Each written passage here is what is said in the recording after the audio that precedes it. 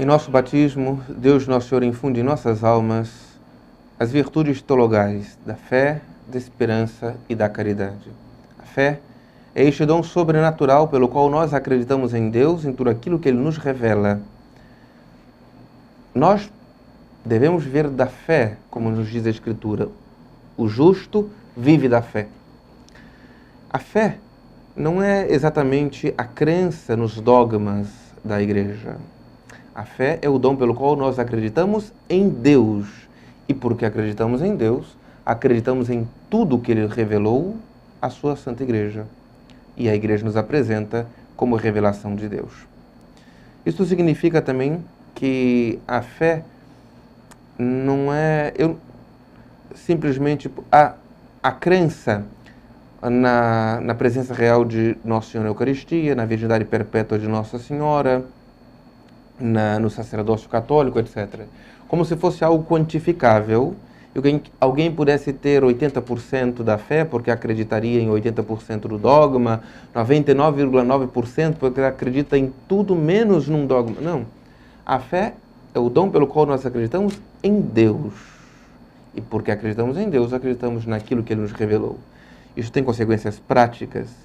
Se eu não acredito num só dogma, por exemplo, na existência do inferno, e digo que ele não existe, eu não tenho fé. Porque eu já não acredito em Deus, acredito na minha razão. Eu não acredito em Deus, mas em mim. Então não se tem 99,9% de fé. Ou se tem fé, ou não se tem fé. E aí poderíamos pensar em tempos como nos quais nós vivemos, quem ainda é católico dentro da Igreja Católica? Quem ainda tem fé? Verdadeiramente. Dom da fé. Na nossa vida espiritual, nós precisamos aprender a viver da fé.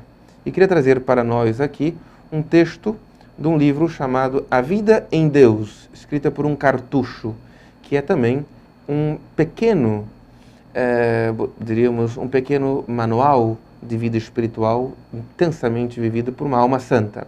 Não se sabe exatamente quem é, porque os cartuchos fazem este voto, inclusive de humildade tal, se eles escrevem algo, não revelam quem são. E passo, se me permitem, a ler esse trecho, A Vida na Fé. Rendamo-nos hoje mesmo a esse chamamento. Comecemos a viver da fé. O meu justo vive da fé, diz a carta de São Paulo aos Romanos. Com efeito, o que importa antes de tudo e acima de tudo é crer. Crer na presença de Deus em nós e em torno de nós, elevando a atividade da nossa vontade e inteligência ao nível da verdadeira vida para a qual Deus nos criou. Este ato de fé, que transforma e diviniza toda a existência, é algo custoso para a nossa natureza humana. Existe um heroísmo de que seríamos incapazes se Deus não se antecipasse, apoiando o nosso esforço com a sua graça proveniente e cooperante. Despossuídos de forças para produzirmos por nós mesmos este primeiro ato, temos de imitar a oração do pai do menino enfermo: Senhor, vem em auxílio da minha incredulidade. O que este cartucho está nos ensinando é que o mais importante que podemos fazer em nossa vida é ter fé. Acreditar em Deus, neste Deus que se revelou a nós em seu Filho, nosso Senhor Jesus Cristo, plenamente derramando em nossos corações o Divino Espírito Santo. Mas fazer esse ato de fé supõe algo para acima das capacidades naturais que nós possuímos. Por isso, Ele infunde em nós esta capacidade de crer, elevando nossa inteligência, inclusive divinizando-nos também na nossa maneira de agir pela fé. Continua. Pela fé, recebemos a garantia das promessas divinas. Desposar-te-ei na fé, diz a Escritura, é o que o Senhor diz ao profeta Oséias, no capítulo 2, versículo 30. É ela, a fé, que nos faz caminhar aqui na terra nas suas santas trevas. Caminhamos na fé e não na visão, de São Paulo na segunda carta aos Coríntios. Cabe-nos seguir este caminho do princípio ao fim, e ter o cuidado de não nos afastarmos dele para nos darmos por satisfeitos com qualquer luz superficial e humana, que não tardaria a deixar-nos decepcionados pela sua vacuidade. A fé é um guia severo, mas infalível. Não sabe de concessões e cálculos, não mede os obstáculos na luta contra o eu. Por detrás do véu das aparências, adivinha a verdade eterna, a vitória de Jesus. Esta é a vitória que vence o mundo, a nossa fé, diz São João na sua primeira epístola. A despeito de todos os valores humanos que tentam paralisar ou quebrar o seu vigor, mantém-se firme na esperança, como diz o apóstolo patriarca Abraão. Não hesitou, apoiou-se na sua fé, esperou contra toda esperança. Toda a doutrina do Senhor se baseia na fé. Duvidar é fraquejar. Por que duvidaste, homem de pouca fé? Diz Nosso Senhor no Evangelho de São Mateus, capítulo 14. É a fé que salva. O próprio Cristo atribui os milagres que fez à fé daqueles que curou. Uma gota de fé basta para transformar sobrenaturalmente o mundo. Se tiverdes uma fé, nem que seja do tamanho de um grão de mostarda, diz o Senhor. A quem crê, tudo é possível, também diz o Senhor no Evangelho de São Marcos. Propusemos-nos tecer estas considerações no princípio destas páginas, é assim que ele começa este livro, para marcar a fronteira que é necessário ultrapassar com decisão e simplicidade para seguir o Senhor. É preciso aprender a ter fé e a confiar em Deus. Este é o ponto de partida. Então, na nossa vida espiritual, nós precisamos aprender a ter vida de fé. E por isso nós temos que aprender também a pedir o dom da fé. Clamar para que acreditemos, para que recebamos não só o dom habitual da fé, mas que pratiquemos a fé. Não só quando passamos por dificuldades, porque quando passa uma turbulência, o avião que parece que ele vai cair, ou se estiver caindo, ou numa hora de perigo de assalto, ou quando estamos enfermos, ou com alguém gravemente enfermos, ou quando somos atentados de maneira muito forte, ou passamos por uma tribulação angustiante, nesta hora sim, invocamos o Senhor e fazemos atos de fé. Mas o Senhor quer que vivamos da fé para a fé, em todos os momentos da nossa vida. Não percamos de vista que pertencemos a Ele. E a fé afugenta o temor. Não temas.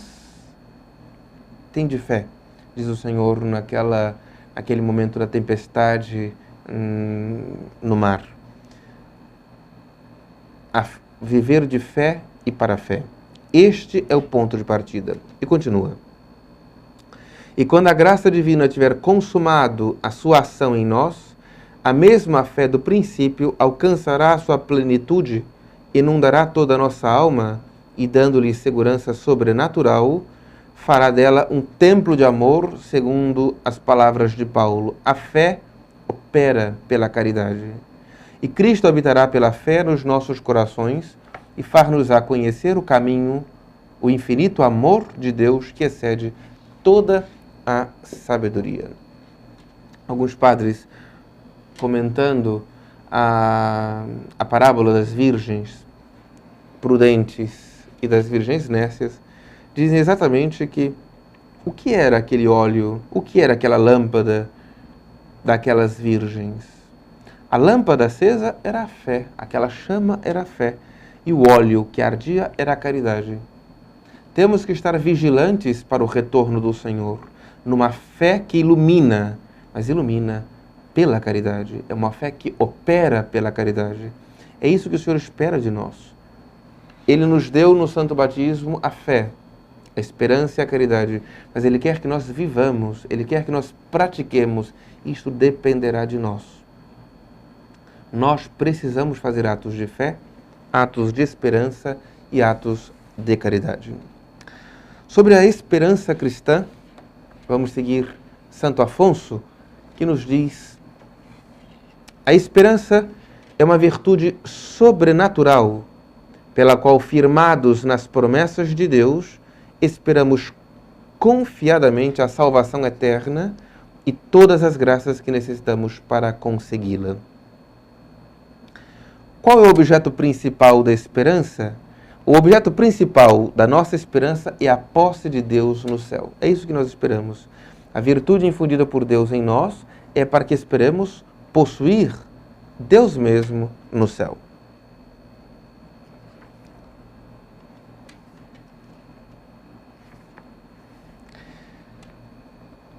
E de três coisas precisamos, de modo particular, para alcançar nossa salvação, para desfrutarmos desta eternidade com Deus na bem-aventurança eterna. Que precisamos do perdão dos nossos pecados, da vitória nas tentações e da graça de uma boa morte, da perseverança final. Então a virtude da Santa Esperança nos faz exatamente esperar isto, o perdão dos nossos pecados. Pecaste, alma cristã, e certamente desejas o perdão. Pois bem, não temas, diz São João Crisóstomo, pois maior é o desejo de Deus de te conceder perdão do que o teu de o alcançares. Se apesar disto, existem corações endurecidos que não se deixam mover, poderá ainda o Senhor fazer mais por eles? Certamente não. Contudo, estes mesmos não serão repelidos se voltarem para Ele. Todo o que vier a mim, eu não o lançarei fora. A virtude da esperança nos faz confiar na misericórdia divina. Não porque não pecamos, não porque os nossos pecados não são tão graves, mas porque Deus é bom e derrama sua infinita misericórdia diante de todo e qualquer pecador arrependido. Sem dúvida alguma, devemos dar rigorosas contas a Deus de todos os nossos pecados. Mas quem será o nosso juiz? Consolemo-nos. O Pai entregou ao Filho todo o poder de julgar. Será o próprio Salvador que nos há de julgar. São João Crisóstomo diz que cada uma das chagas de Jesus é uma boca que fala sempre pedindo a Deus o perdão de nossas culpas. Os santos padres ensinam que quem detestar o mal que praticou pode ficar certo do perdão de seus pecados. A virtude da Santa Esperança, portanto, nos faz detestar os pecados e confiar que seremos perdoados. É óbvio que com isto leva consigo o nosso desejo de emenda. Detestar o pecado significa também o propósito de não querer mais pecá-los, voltar a cometê-los. Confiamos no Senhor, que também receberemos as graças de vencermos as tentações. A virtude da Santa Esperança, portanto, nos concede também a vitória sobre as tentações. Para perseverarmos no bem, não devemos colocar nossa confiança nas nossas resoluções. Tem gente que tem até medo de fazer aquela ato de contrição, diz, prometo nunca mais pecar. Porque a pessoa acha que não vai conseguir, então diz, olha, prometo tentar não pecar. Não, nós temos que prometer não pecar. E a virtude da esperança é a confiança que receberemos as graças para fazer isto.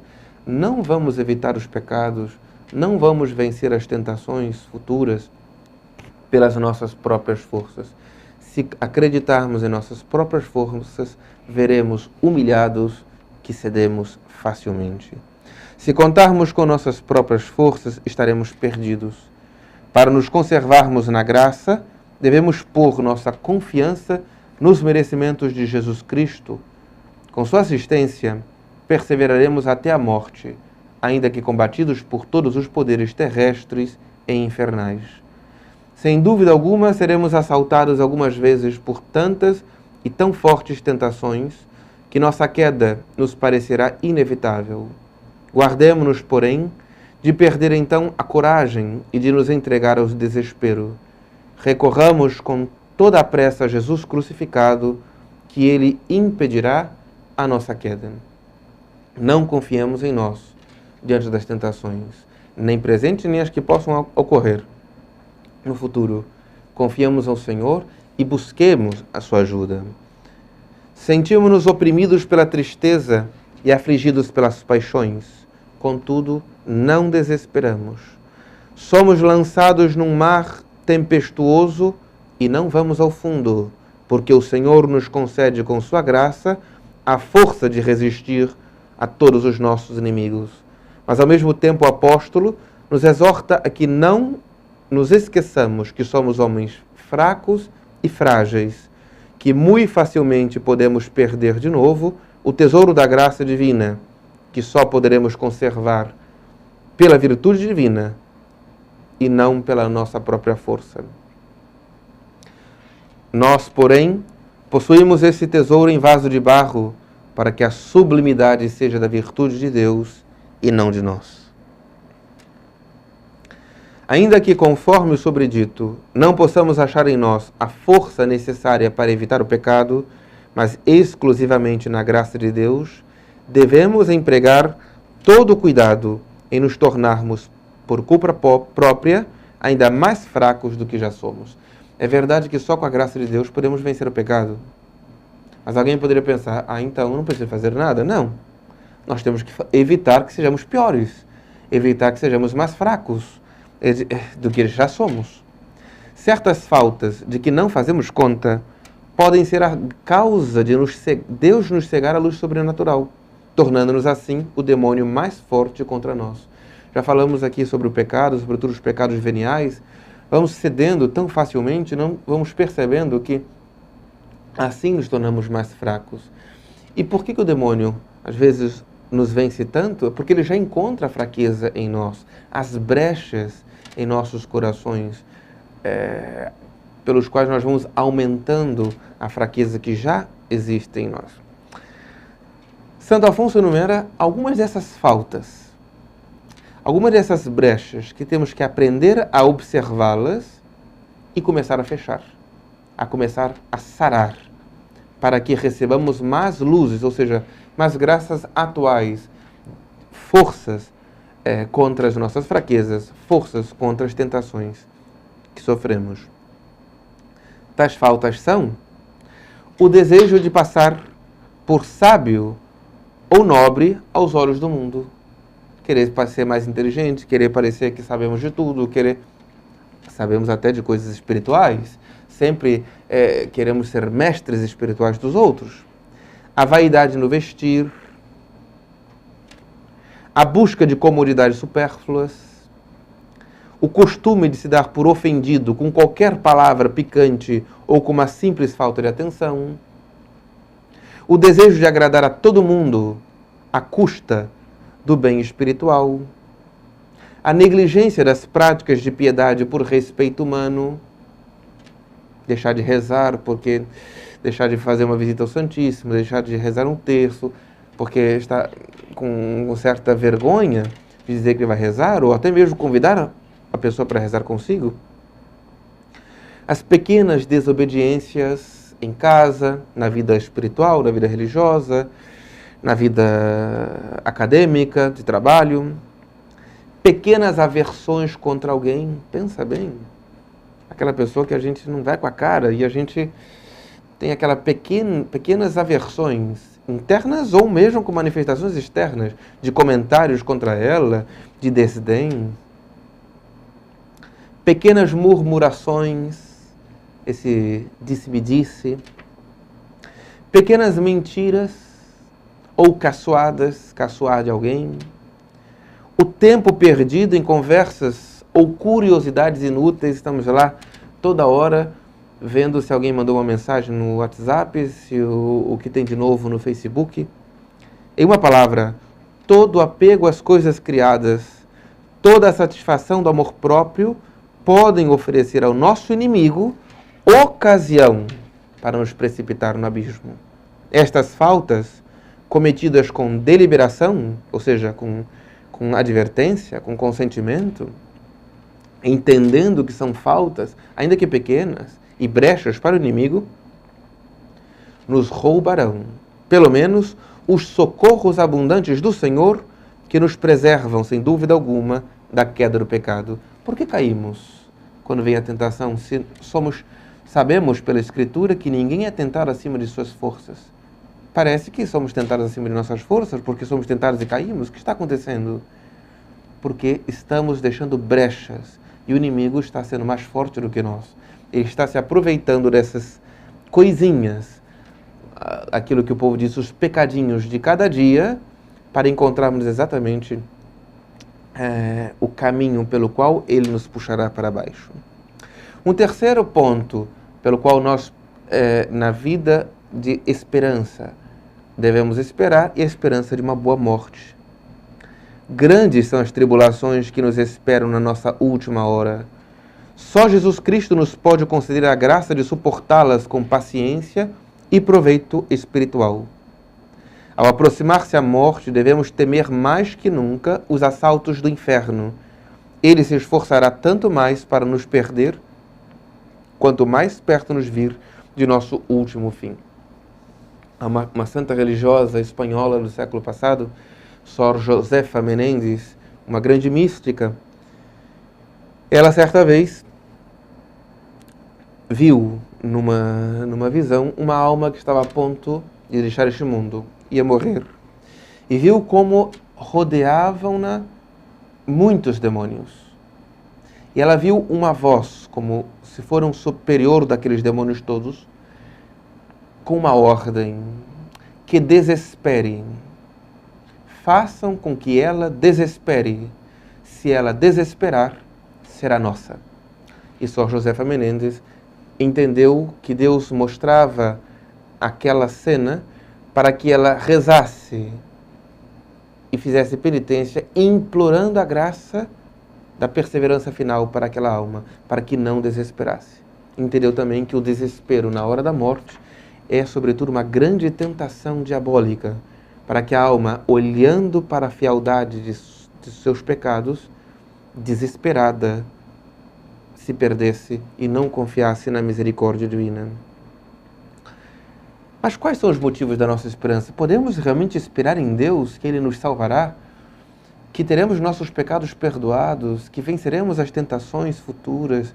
Que teremos uma boa morte? Qual é o fundamento da nossa esperança? Santo Afonso enumera alguns dos motivos da nossa esperança. O primeiro motivo, as promessas de Deus. Que promessas? Vemos Nosso Senhor, no Evangelho de São Marcos: todas as coisas que pedirdes orando, crede que as recebereis e elas vos serão concedidas. Ou todo aquele que pede, recebe. Ou, como o Salmo 17, o Senhor é o protetor de todos aqueles que esperam nele. Ou como o livro do Eclesiástico: olhai para todas as nações e sabei que nenhum dos que esperam foi jamais confundido. Ou Salmo 24, aqueles que confiam em vós não são confundidos. Em vós, Senhor, esperei e não serei confundido eternamente. E assim, uma infinidade de citações e passagens da Escritura que fundamentam a nossa esperança em Deus, as promessas dele mesmo. O segundo motivo, a vontade de Deus de salvar todos os homens. Deus ama todas as suas criaturas. Vós amais tudo o que existe e não odiais nada do que criastes, diz o livro da sabedoria.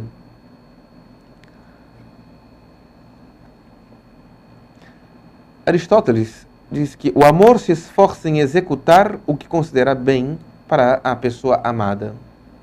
Bom, se é assim, e se Deus, pois, ama a todos os homens, deve também querer que todos consigam a bem-aventurança eterna, que é o único e sumo bem do homem, já que ele é o único destino e fim para que fomos criados.